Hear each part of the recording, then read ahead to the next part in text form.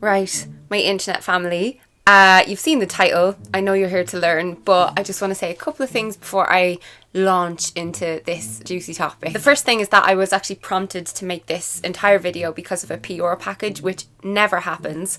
And this isn't sponsored or anything like that, but essentially I get sent a lot of sex toys because I've made so many videos about sex and female pleasure and self-care and all of the things. This little rechargeable personal massager came in this box from MyViv, and I love MyViv. On their Instagram they share a lot of facts and stories that are super empowering and interesting, and I'm going to link that down below. Again, yeah, not sponsored, but this is fab, and all the talk of orgasms on their Instagram page just made me really want to make this video. I love this subject so much. Oh my god. The second thing I want to say is that I don't want anyone to feel put out after watching this video.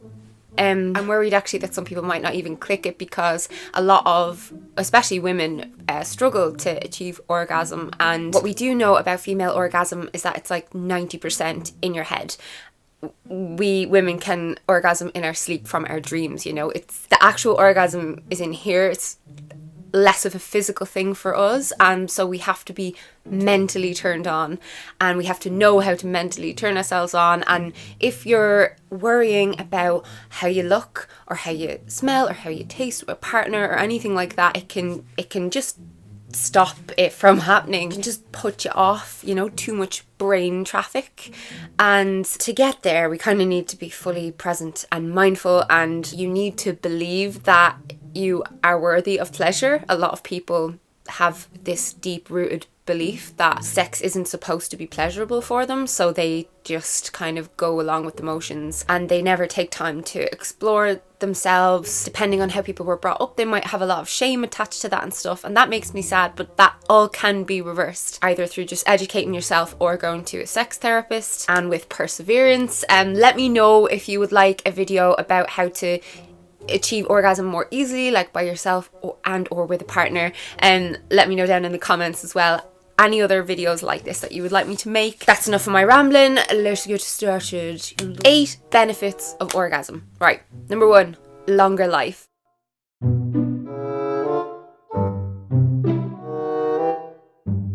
So there's this hormone called DHEA.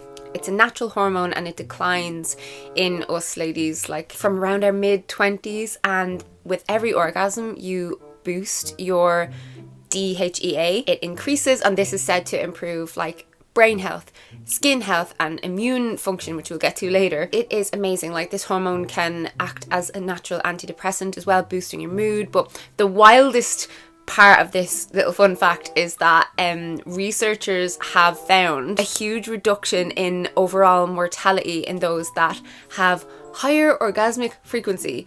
So literally, orgasms save lives. Next is that they kill stress and they can really help with anxiety. So when you're trying to come, I love that word, your focus is entirely on that task. Picture the last mind-blowing, amazing orgasm that you had. The last thing you were thinking about in that moment, or the moments surrounding that, were your to-do list or some fight you had with someone or the coronavirus outbreak. Like, your brain is just so focused, and this obviously helps to push stress out of your mind. But also, orgasm releases endorphins, the same little guys that are released during exercise. Endorphins are neurotransmitters that bring about positive feelings, so they can kill the stress that you might be feeling in that moment. And this is why if you masturbate before going into work, it can kind of clear out your head in the same way working out before work can. You know, the way you see a lot of people going for runs in the morning and things like that. This is a nice alternative. Obviously it doesn't replace exercise or anything like that, but it's quick, it's relatively easy for many of us. And I know people, like, I've met people who have expressed to me that they feel kind of guilty for taking time out when they're so busy to do that, to like masturbate or to have sex, and like good quality sex, because like a quickie isn't really gonna get a woman there necessarily, unless you're really lucky. But with all the health benefits that have been linked to orgasm, literally so many, like related to heart health, cognitive function later in life, all of the things, you should take out that time in your day. Next one is sleep. So if you don't want to fit it in the morning, maybe squidge a few orgasms in before you go to bed during the week. Not all at once, I just mean a few nights a week. Many professionals refer to orgasm as a kind of a form of cardio because your heart rate increases and your blood pressure increases. And usually after I do a little bit of cardio, I fancy a bit of a rest. Orgasm also appears to prompt the release of more prolactin. This is a hormone linked to sleep, so it can genuinely relax you before bed and help you to get a better rest. Obviously, if you have insomnia or something like that, it's not going to be some kind of cure-all, like some magical cure-all, but can't hurt. Give it a go. Give it a go. Yeah, it just releases all of the good hormones like serotonin and norepinephrine and other stuff linked to good quality sleep. We're on to menstrual cramp relief and just general pain relief. This does vary from person to person, but I'd love your feedback down below in the comments if this works for you, because it definitely helps me out. Studies show that orgasm may actually be able to lessen the severity of your period cramps in the short term anyway. So like when you have your period, your uterus is shedding, like ejecting your endometrial lining, which it has built up to support a pregnancy. So then if you don't get pregnant, you obviously have your period. This can cause pain, horrible pain. And the endorphins we talked about earlier, those little neurotransmitters, not only are they able to relieve stress, but they are also said to relieve pain as well. Oxytocin is the same, that is said to help relieve pain, and there is a lot of research to show that your infection fighting cells are significantly boosted from orgasm, like regular orgasm, so it helps your immunity, and having a little cum can relieve all kinds of pain. It can increase a woman's tolerance for pain as well. Think autoimmune related pains like arthritis and like pain after surgery or pain during childbirth even. So many people have looked into this and found strong links between orgasm and pain relief. So the next time there's something wrong with you, give it a go. Can't hurt to try. Give it an old college try. This next topic is something you love when I talk about on my channel, and that is skin. So skin health. Yes. Orgasms release anti-inflammatory chemicals that can protect your skin against hormones that are aging and like environmental toxins and stuff like that. And then the boost in circulation, like all the blood flow, and like blood carries oxygen around your body to like all of your cells. This can increase the amount of nourishment that your skin is getting and give you that kind of a glow. I don't know about you, but like after I have an orgasm, it's so funny. If I have no makeup on, I can notice it more. But like my cheeks are like red, and just my face just has this really healthy look about it for a while afterwards, which is very nice. So get it on if you'd like a glowing complexion.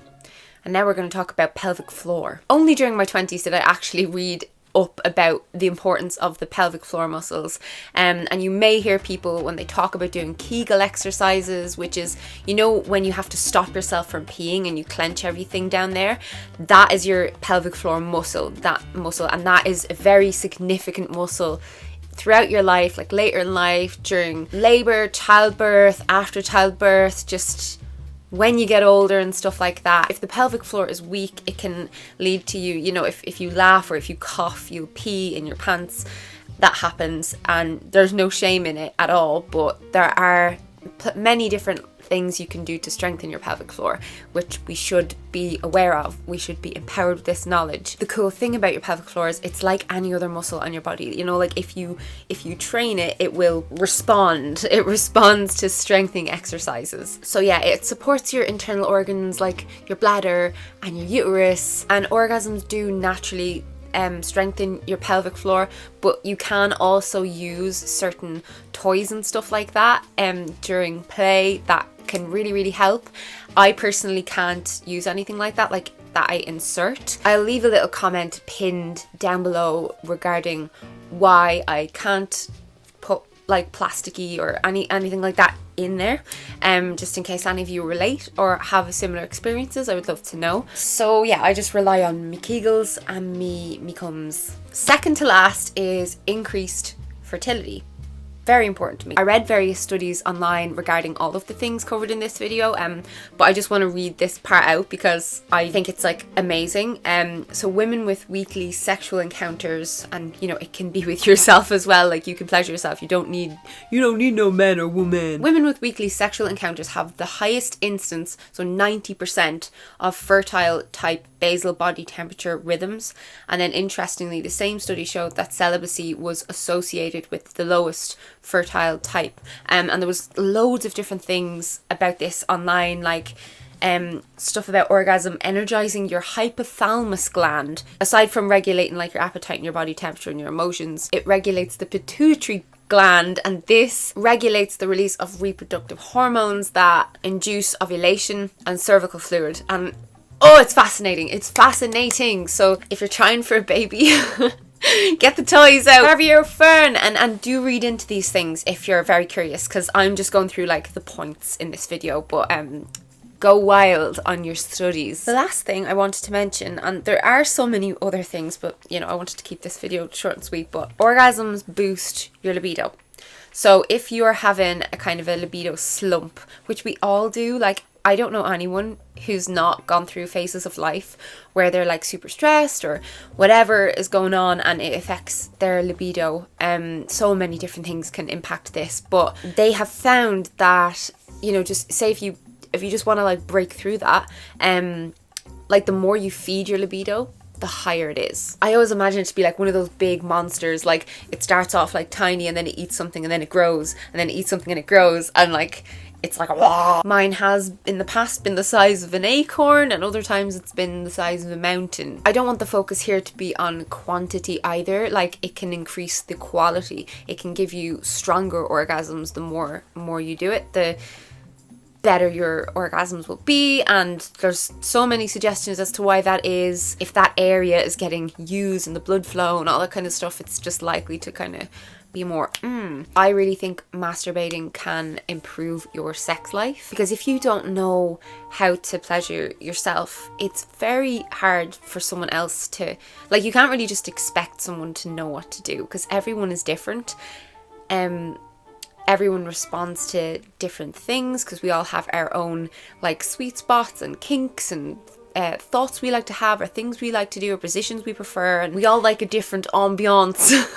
And it's just really, really good and valuable to know what you need and what works for you, so that you can communicate that with a partner and involve them. So yeah, it can greatly enhance your sex life with other people, but we all to some extent usually have our own private sex life that no one else is a part of, and it's perfectly fine and healthy to maintain that.